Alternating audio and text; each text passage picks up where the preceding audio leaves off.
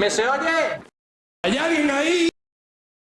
Yo como ciudadano del primer mundo, cada vez que voy a un centro comercial, siempre veo que la mayoría de las tiendas, la gran mayoría, están relacionadas directa e indirectamente con las cuatro patas que sustentan el progreso del capitalismo en los países desarrollados. Y afirmo que la base del progreso capitalista no es la libertad económica, sino que es el sufrimiento y la miseria de otros. Y que si eliminamos de la noche a la mañana estos cuatro pilares, el capitalismo, tal y como lo conocemos hoy en día, en sus países desarrollados, caería de inmediato. Una de las patas del capitalismo sobre las que se asienta es la explotación infantil, que muchas veces no llega a ser explotación, sino más allá. Es casi esclavitud infantil, según estimaciones. Pero hay alrededor de 150 y 300 millones de niños trabajando en condiciones paupérrimas y formando parte de las listas de lo que se llama explotación infantil. Evidentemente, si los niños no van a la escuela, el país donde están nunca va a progresar y por tanto es el pez que se le muerde la cola. Alguno pensará que lo que hacen las grandes multinacionales que invierten en esos países es ayudar a esos niños, y realmente tener a un niño trabajando 12 horas que ni siquiera pueda tener tiempo para ir a la escuela y por un salario mísero, pues no es ayudar, es ser un hijo de la gran.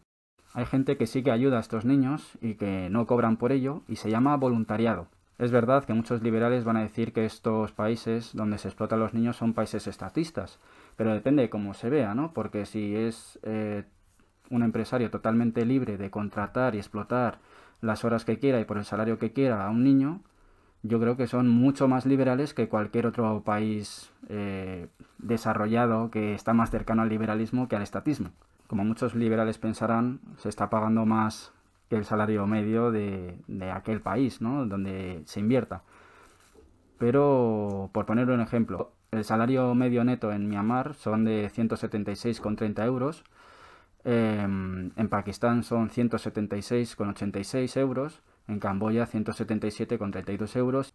Podéis ver que no solo no se está pagando el salario medio de ese país a los niños, sino que además se está pagando menos del salario mínimo en ese país. Esto ya lo podéis buscar cada uno, cuál es el salario mínimo en cada uno de estos países. Por eso es mucho más rentable contratar a un niño, porque un niño, aparte de no tener conciencia de clase, prácticamente no tiene ni siquiera conciencia de sí mismo. Y es mucho más fácil dominarle, manipularle y poder explotarle sin que vaya a decir nada. De hecho, se le puede decir cualquier excusa, cualquier amenaza, que se la va a creer, ir teniéndole trabajando durante más de 12 horas, en algunos casos, probablemente por un plato de arroz. A partir de la revolución industrial, que fue cuando realmente ha habido más datos sobre los niños que trabajaban en las fábricas durante más de 12 horas, que además cobraban menos por detrás de hombres y de mujeres, fue con las luchas obreras, con los sindicatos, con los muertos y encarcelados por los derechos laborales, que nos parecen ahora normales. Fue con eso con lo que se consiguió que la riqueza que se estaba produciendo permitiera a los niños no tener que trabajar e ir a la escuela, haciendo que sus padres cobraran más y trabajaran menos. De hecho, las 8 horas laborales en España se consiguieron gracias a una huelga indefinida iniciada por la CNT, no por el resultado de la productividad, como algunos nos intentan convencer, como von Mises en su libro de la acción humana. Lo que soléis decir los liberales es que los niños se pueden ir a otra empresa. Claro, pero en un país donde no hay tantas empresas, donde hay alto índice de paro, donde no todas las pocas empresas que hay necesitan más empleados, ni necesitan niños, o no quieren niños, evidentemente que es un brindis al sol el proponer que esos niños se vayan a otras empresas. Por cierto, un apunte, si alguno se quiere informar, Chile y Taiwán, que son considerados dentro de lo que serían países más liberales o liberales, son países que aún hoy en día, siguen teniendo explotación infantil. Podéis informaros. De nuevo vuelvo a decir que justificar el trabajo de niños, que harán algunos, es absurdo. El hambre no se elimina haciéndoles trabajar a ellos, sino a sus padres, y por salarios más altos. Pero eso no es rentable y por eso la ropa de muchas marcas no salen baratas aquí en los países desarrollados.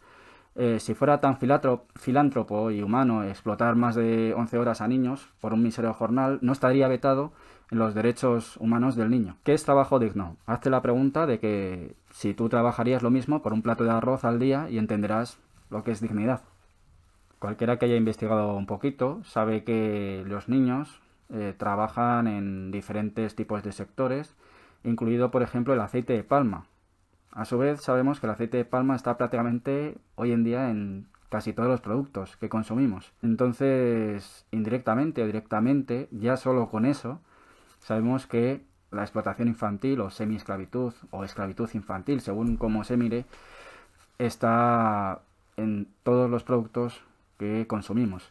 De hecho, están en tantos sectores que desde un simple cigarro hasta una simple camiseta, gracias a que hay niños que les explotan, nos salen súper baratos y los salarios reales nos vienen bien para poder no ser más rebajados aún. Y a los países desarrollados, que haya 100 o 300 millones de niños, alrededor de esa cantidad, trabajando, explotados de sol a sol por un mísero jornal, pues evidentemente que sería bastante fantasioso no reconocer que el capitalismo, el progreso del capitalismo de los países desarrollados se sustenta, nos sustentamos gracias a esa explotación infantil. Ahora voy con las otras bases sobre las que se apoya la casa del éxito capitalista. Explotación laboral, esta vez adulta, porque algunos dirán que si no son esclavos, entonces no son explotados. Bueno, aceptas ser explotado porque necesitas dinero. Aceptas, por ejemplo, hacer horas extra gratis porque no quieres ser despedido porque al final de mes hay que pagar facturas. Claro, si tienes familia, aún peor. En ambos casos, tanto el del esclavo como el del explotado laboral, en ambos casos hay explotador y explotado. En uno de los casos, irse tiene consecuencias económicas muy graves y en el otro, irse tiene consecuencias de vida o muerte. Esa es la diferencia. De hecho, la propia RAE no mira para otro lado y define explotar en su tercera acepción como utilizar abusivamente en provecho propio el trabajo o las cualidades de otra persona. Es decir, que la RAE reconoce a qué nos referimos cuando señalamos la explotación laboral. Y lo dice bastante claro, utilizar abusivamente, o sea que considera que es un abuso. Para que alguno pueda tener una idea clara de lo que es la explotación laboral, pues voy a poner algunos ejemplos. No pagarle los medios de seguridad y protección a un trabajador que tiene riesgo de sufrir un accidente laboral o morir. Hacer moving a un trabajador por ser sindicalista o por intentar que se vaya sin pagarle finiquito u otras razones. Que levante la empresa a los trabajadores cobrando una miseria por muchas horas y el empresario solo pase para hacer una visitilla y sea el que más gana y el que menos trabaja. Que un trabajador tenga ansiedad por hacer un trabajo que requiere tener más gente y no quieran ni incentivarle a él económicamente, ni siquiera contratar a otro que le ayude cuando la empresa además está yendo bien. Y no solo eso, sino encima presionar al trabajador. Que los trabajadores hagan horas extra gratis y que además el que decide romper esa normalidad sea despedido al poco tiempo. Yo conozco varios casos, no sé si alguno, me imagino que sí, más de uno conoce algún caso como este. Que sean los trabajadores quienes compran material necesario con su propio dinero para trabajar a pesar de sus peticiones previas a la empresa.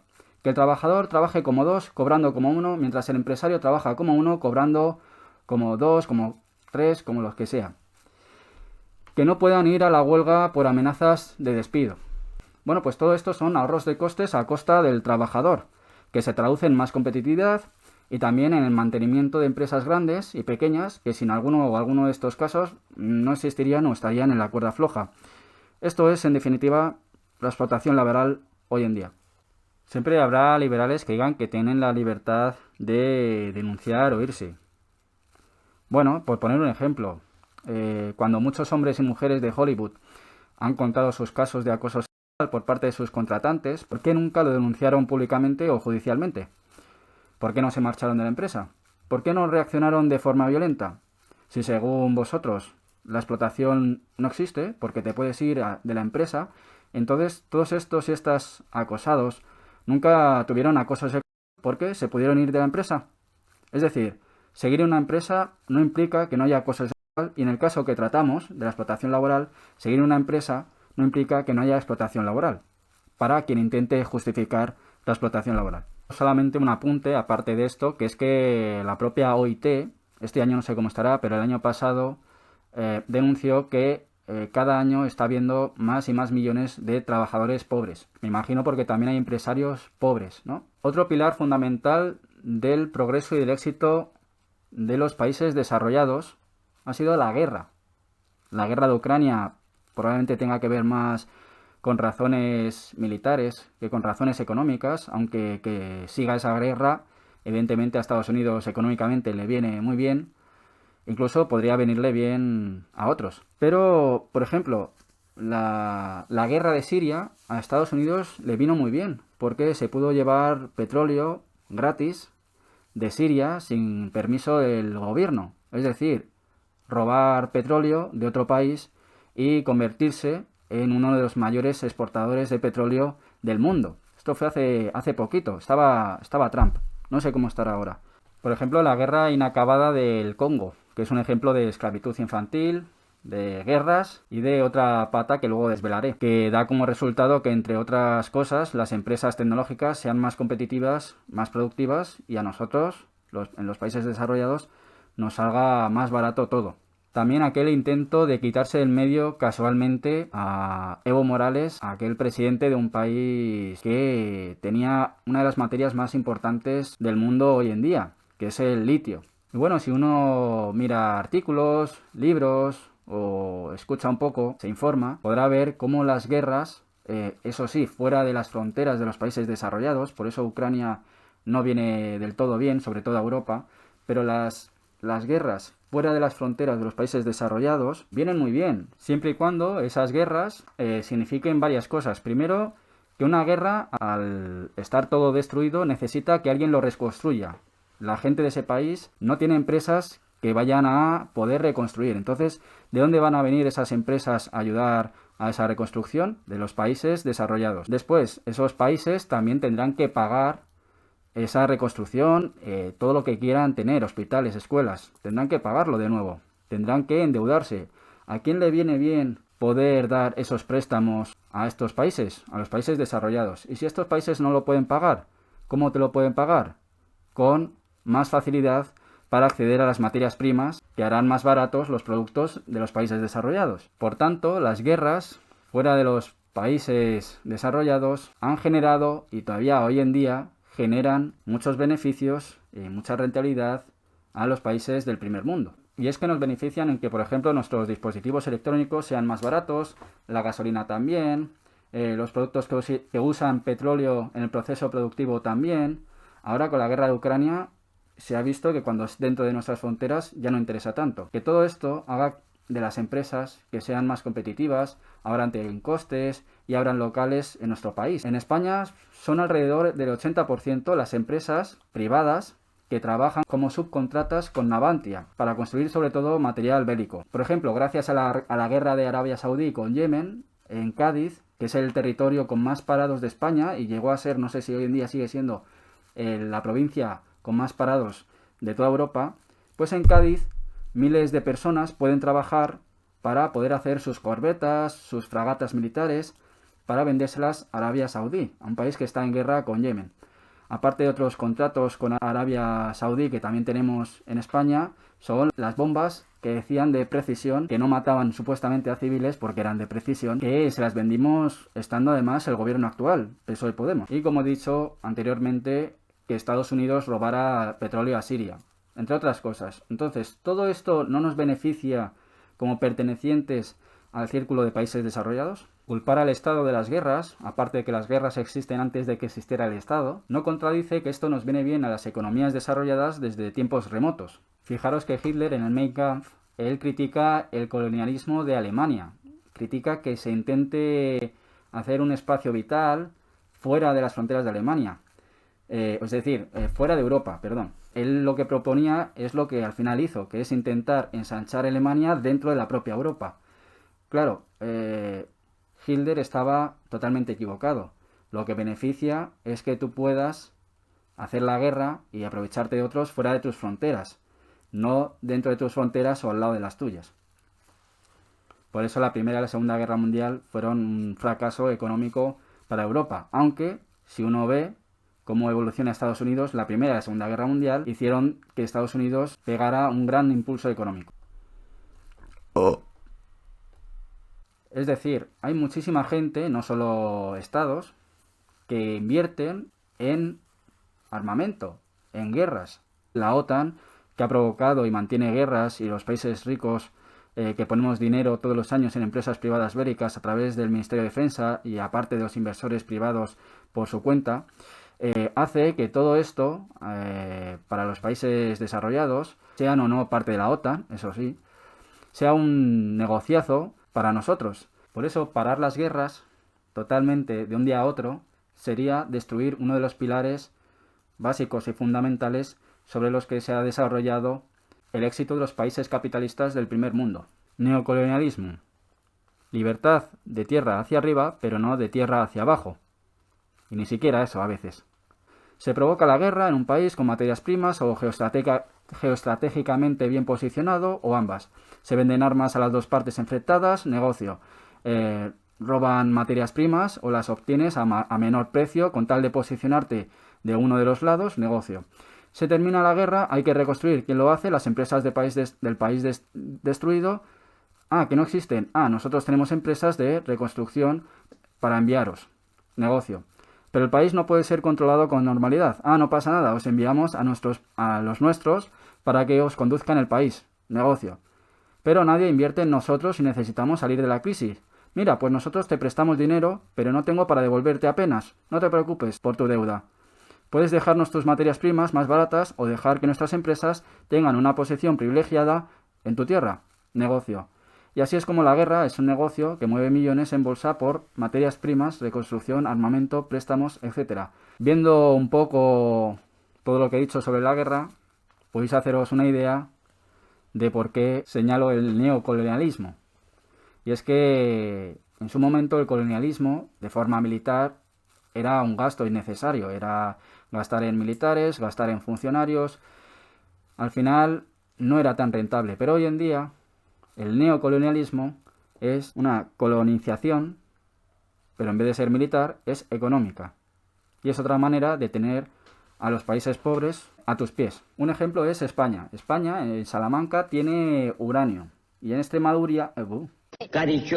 Y en Extremadura tiene litio. Como España, dentro de lo que cabe, es un país desarrollado, es un país que está en paz, no está en guerra, y que está dentro de la órbita de la OTAN, de la Unión Europea, como no va a haber guerra aquí, ni nos la van a provocar, evidentemente es difícil a un país que, digamos, entre comillas, es una democracia, hacerle lo que le hacen a otros países que sí tienen materias primas y que son importantes.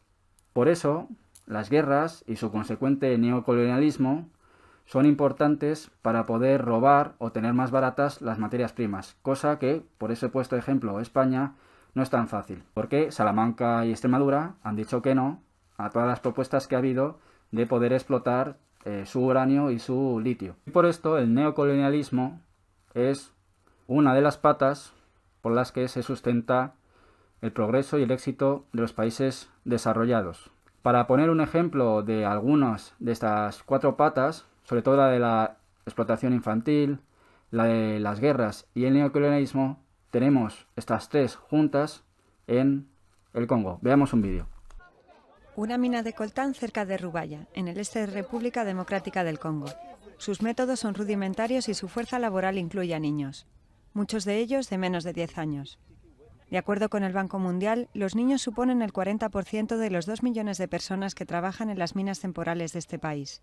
Es un problema que algunos vinculan directamente con la educación o con su carencia. No estudio. Mi trabajo es buscar minerales. El coltán se utiliza en la mayoría de aparatos eléctricos, desde teléfonos móviles a motores de aviones. Está muy demandado. Los niños utilizan sus manos desnudas para escarbar la tierra en busca del mineral. Los riesgos a largo plazo para su salud son considerables. En virtud del Código Laboral de República Democrática del Congo, es ilegal emplear a niños en el sector minero, pero en Rubaya impera la cultura de la negación. Puedes atestiguarlo. No tengo constancia de que se haya explotado a niños en esa mina.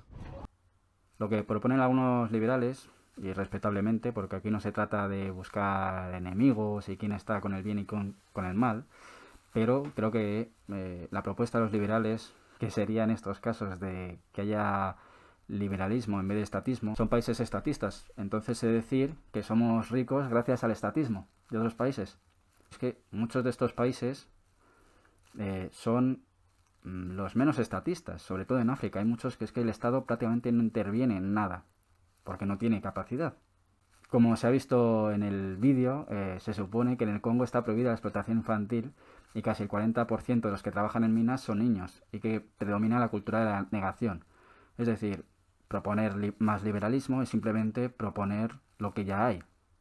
Si los liberales creen que aplicando medidas liberales, aplicando el liberalismo, eliminando el estatismo, se acaba con todo eso, entonces se acaba con el progreso de los países desarrollados, con lo que hemos conocido en toda la historia, todos los datos que manejamos de todos los países que se han desarrollado gracias al capitalismo. Todos ellos, antes o después, han utilizado la explotación laboral, la explotación infantil, las guerras y el neocolonialismo, directa o indirectamente, invirtiendo en ello o siendo ellos mismos parte, como son algunos países todavía hoy en día, como Chile y Taiwán, que digamos que son liberales, siendo parte de ello en su propia tierra. Así que, pues nada, cada uno que comente, es difícil convencer, ya lo sé.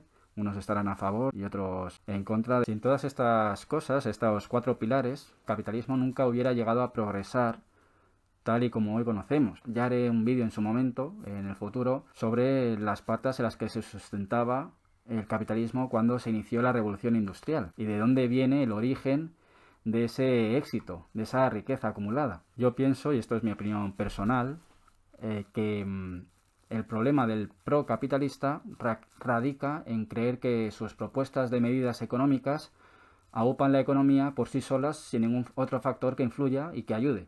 Y ahí es donde los anticapitalistas señalamos los factores que ayudan a que las medidas económicas del capitalista, del procapitalista, tengan eficacia. Intentar convencer de las bondades del modelo capitalista con datos de desarrollo y expansión relacionados directa e indirectamente con los 4 pilares es una contradicción en sí misma. Es decir, presentar como ejemplos de desarrollo capitalista países que tienen que ver directa o indirectamente con estos 4 pilares que he explicado es una contradicción en sí misma, ¿no? Porque se dice que todo esto que yo explico, muchas de estas cosas, no sería liberalismo.